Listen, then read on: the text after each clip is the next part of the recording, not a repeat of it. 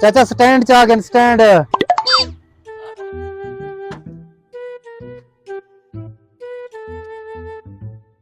क्या आखी? मैं कहा चाचा स्टैंड च आ गए स्टैंड तले थई वधिया जी।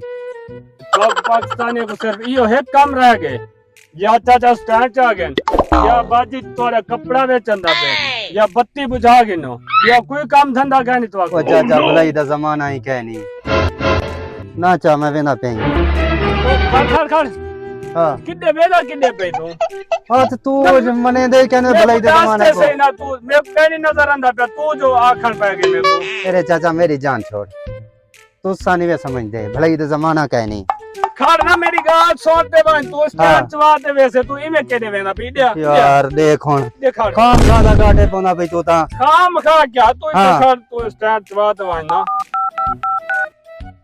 आबिद दिखा। अस्सलाम वालेकुम। हाँ आबिद। मतलब साहब कितना है वे यार इधर चौक ते वनो जेड़ा थी गए। अच्छा खड़ खड़ मांदा पिया।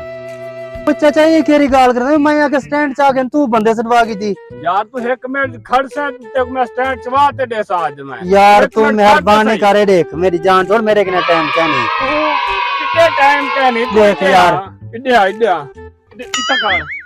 इधर कर एक minute. A few moments later. तू रोका ते मैं दसेगा। हाँ आबिद क्या मसला है? यार ये बदमाशी करे ना पे मेरे नाल सवेर दे तो क्यों वे क्यों बदमाशी करना अच्छा ही ना कोई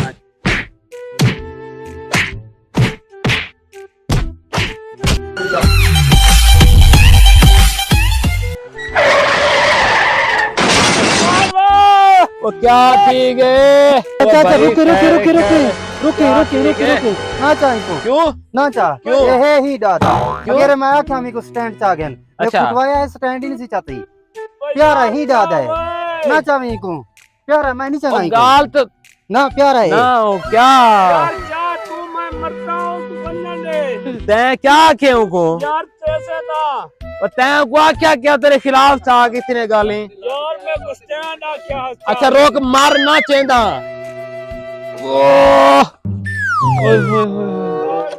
ना हूं देखो क्या आखे यार मैं अंधा पे मैं स्टैंड तब ले आ अच्छा वो मैं तो आके स्टैंड च आ गया अच्छा मेरे को कावड़ लगेगी ना कि सियाने बंदे दी गाल बंदा मन गिंदे हूं जाके स्टैंड चद ना ढावे ना तेरी लत टुटिया हुन कुछ होदा पता नहीं कितों मेहनत मजदूरी करते वेंदा पिया ते कोई शर्म नहीं आई को मार हुन स्टैंड चावे हाथ ना ढावे आख्या ते चंगी गाल है मेरे को लेकिन मेरे को टाइम कावड़ लगी गई है बस गलती थी कि हुन अगू ते नसीहत आ गई मेरे को।